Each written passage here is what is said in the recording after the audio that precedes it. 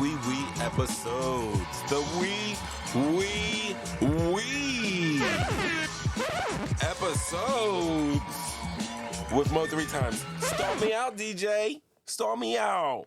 Listen, all right, so I'm not going to have a full live show this evening, but I thought I'd leave you with a little something that I had cooking for a live show for today. But, I mean, I'm a little overwhelmed right now. We're getting ready for the holiday to kick in. I hope all of you guys have a safe, happy, food, fun-filled family day. You know what I mean? I just hope that for you. And when we think about Thanksgiving, usually this is the picture that we've been shown growing up as little kids. This is the picture. It's the Pilgrims breaking bread with the Native Americans. And Thanksgiving, there's a truth about Thanksgiving, and I think the truth matters, and I want to tell you why. And I don't want to blow anybody's holiday or anything like that, because Thanksgiving is a holiday we've been taught to cherish. You know, it's a time for family and gratitude and good food and all that good shit. But the story we grew up with, you know, the friendly feast between the Pilgrims and the Native Americans that we are looking at here, you know, there are a lot of harsh realities that were left out of that story of colonization, of violence, and the erasure of indigenous peoples. Did you guys know they're showing this as the first Thanksgiving a year after the Pilgrims, Puritans, landed on Plymouth Rock? So that would have been 1620. So they would have broke bread in about 1621, the next year. You know what I mean? And let me tell you something. They did not mean to land on Plymouth Rock. These people were going to Jamestown. Like they weren't the first settlers or anything. We already had Jamestown in Virginia, and that's where they were heading to. They missed that, ended up on Plymouth Rock, freezing, shivering, scared, malnourished, dirty, diseased, ill. You know what I mean? But by the time that even the Pilgrims had come, 90% of the indigenous natives on the East Coast had died because the original settlers gave them all types of diseases and illnesses with their funky European asses. They were funky. They were funky back then, all right?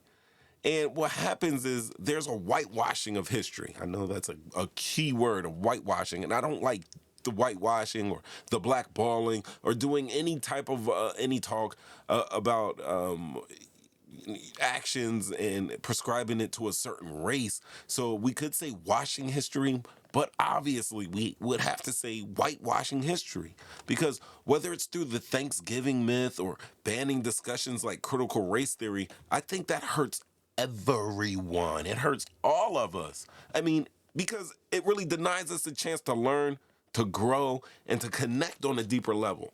Now, for indigenous peoples, it erases their pain, you know, and their stories.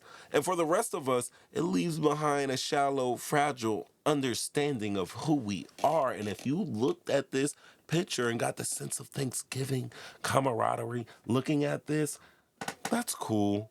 That's cool. But you should know the entire whole story. Here's the thing. Acknowledging the truth doesn't mean we have to abandon the traditions we love. I'm making the mac and cheese for tomorrow. The ladies are picking up the noodles right now as we speak. Extra cheese. I'm putting up cheese y'all ain't never heard. Matter of fact, keep it real. I go off on these tangents. Stop clapping. But really, you know, acknowledging the truth doesn't mean we have to abandon the traditions we love. Instead, it actually gives us a chance to honor the holiday properly. I mean, we can still gather around with loved ones. We can all share a meal and pig out for the day and drink and watch football. And we can also reflect that we're grateful for. And all the stuff we're grateful for. That's not a negative. But we can also use this time to actually learn the whole story. To learn, to listen to the we episodes with Mo 3 times. And to also give space to the voices that have been silenced for so long. The truth that has been silenced for so long. So, Thanksgiving can still be a celebration, but it has to be one rooted in truth and a commitment to do better, because when we embrace honesty, we don't lose anything. We actually gain meaning from it. That's what I got for you guys. One more time. And I will see you guys next week, Wednesday, 7:30 p.m. Eastern Standard Time. And check me out on Twitch. Make sure you got the alerts on because I love this. I love this. Right now, I got a lot going on here, guys. I got like a whole ass life. And I love doing this. That's why I had to reach out to you, give you a little something, and let you know, hey, happy Thanksgiving to each and all of you. Let the children sing one more time. Right? And I'll get back with you. I will.